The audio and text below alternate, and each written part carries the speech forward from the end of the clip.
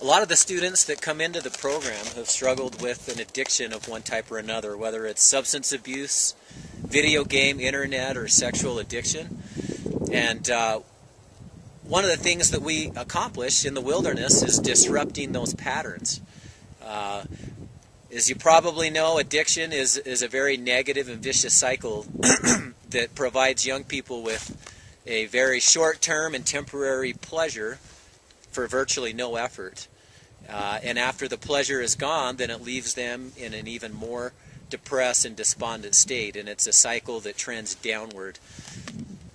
In wilderness, we have the ability to reverse that cycle, which, if you consider the inverse of the addiction cycle, it is going to be through persistence and hard work, with very little initial reward, a longer term and lasting satisfaction that comes.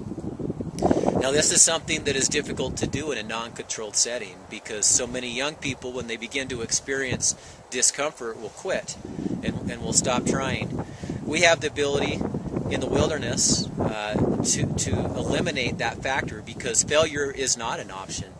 If a student is not going to put effort into the program, then it just simply means that they will remain here longer.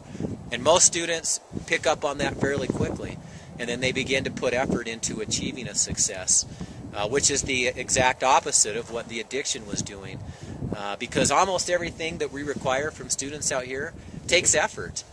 It takes effort, and the payoff is down the road. And so many students have become accustomed to immediate gratification and pleasure with very little effort.